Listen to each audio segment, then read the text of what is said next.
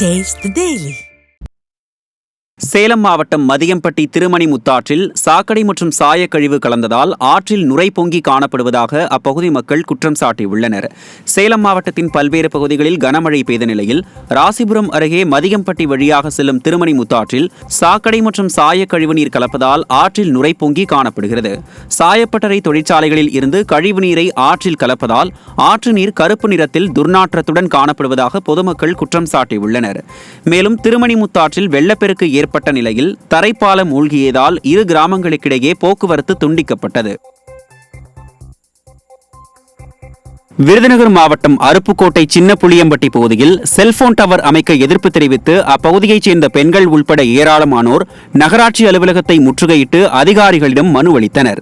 சின்ன புளியம்பட்டி ராமானுஜ கூட தெருவில் புதிதாக அமைக்கப்பட்டு வரும் செல்போன் டவரால் உடல்நல பாதிப்பு ஏற்படுவதோடு மன உளைச்சல் அடைவதாகவும் கூறி அப்பகுதியைச் சேர்ந்த பெண்கள் உள்பட ஏராளமானோர் நகராட்சி அலுவலகத்தை முற்றுகையிட்டனர்.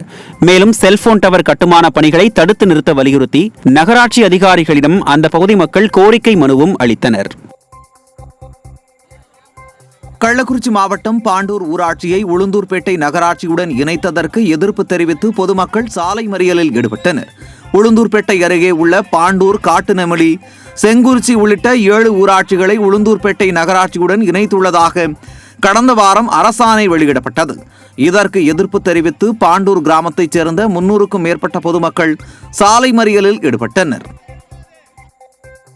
கிருஷ்ணகிரி மாவட்டம் சாமல்பட்டி ரயில்வே தரைப்பாலத்தில் 22 பெண்களுடன் மழைநீரில் சிக்கி தத்தளித்த தனியார் பேருந்தை ஜேசிபி வாகனம் மூலம் மீட்டனர்.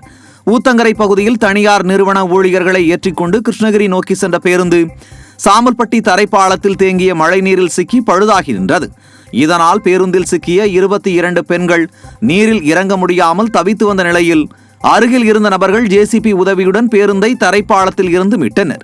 எனவே திறனற்ற ஸ்டாலின் அரசு தரைப்பாலத்தில் தேங்கும் தண்ணீரை உடனடியாக அகற்ற நடவடிக்கை எடுக்க வேண்டும் என கோரிக்கை வைத்துள்ளனர். தென்காசி மாவட்டம் குற்றாலம் மெயின் அருவியில் விடுமுறை தினத்தை முன்னிட்டு சுற்றுலா பயணிகள் வருகை அதிகரித்து காணப்பட்டது. தென்காசி மாவட்டம் குற்றால அருவிகளில் ஞாயிறு விடுமுறை மற்றும் காலாண்டு விடுமுறையை ஒட்டி ஏராளமான சுற்றுலா பயணிகள் குடும்பத்துடன் வருகை தந்து அருவியில் உற்சாகமாக குளியலிட்டனர்.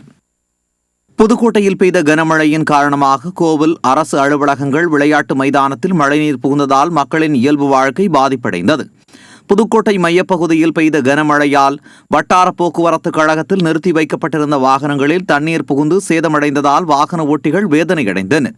திறனற்ற ஸ்டாலின் அரசு மழைநீர் வடிகால் வாய்க்கால்களை முறையாக பராமரிக்காத காரணத்தால் ஆங்காங்கே மழைநீர் தேங்கி நிற்கும் அவல நிலை ஏற்பட்டுள்ளதாக பொதுமக்கள் குற்றம் சாட்டினர். புதுக்கோட்டை மாவட்டம் பொன்னமராவதி அண்ணா சாலை சேரும் சகதியுமாக இருப்பதை கண்டித்து அதிமுக சார்பில் நாற்று நடும் போராட்டம் நடைபெற்றது. அண்ணா சாலை பகுதியில் குண்டும் குழியுமாக உள்ள சாலையானது சமீபத்தில் பெய்த மழையால் சேரும் சகதியுமாக மாறியது. இதனால் வாகன ஓட்டிகள் மிகுந்த சிரமத்திற்கு ஆளான நிலையில் சாலையை உடனடியாக சரி செய்ய வலியுறுத்தி அதிமுக நிர்வாகி PKV குமாரசாமி தலைமையில் நாற்று நடும் போராட்டம் நடைபெற்றது. இதில் ஒன்றிய செயலாளர்கள் காசி கண்ணப்பன் மற்றும் ஆலவையில் சரவணன், மாவட்ட கவுன்சிலர் குழிப்பிறை பாண்டியன் ஆகியோர் கலந்து கொண்டு நிர்வாக திறனற்ற ஸ்டாலின் அரசை கண்டித்தும் சாலையை சீரமைக்க கோரியும் கோஷங்களை எழுப்பினர். திண்டுக்கல் மாவட்டம் அருகே லாரி மீது இருசக்கர வாகனம் மோதிய விபத்தில் இளைஞர்கள் 3 பேர் உயிரிழந்தனர். நத்தம் அருகே கோபால்பட்டியை அடுத்த கனவாய்ப்பட்டி பகுதியில் லாரி மீது இருசக்கர வாகனம் மோதி விபத்துக்குள்ளானது. இந்த விபத்தில் 2 சம்பவ இடத்திலேயே உயிரிழந்த நிலையில் படுகாயத்துடன் மருத்துவமனையில் சிகிச்சை பெற்று வந்த இளைஞர் சிகிச்சை பலனின்றி பரிதாபமாக உயிரிழந்தார்.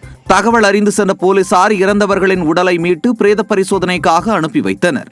இந்த விபத்தினால் அப்பகுதியில் சிறிது நேரம் போக்குவரத்து பாதிப்படைந்தது.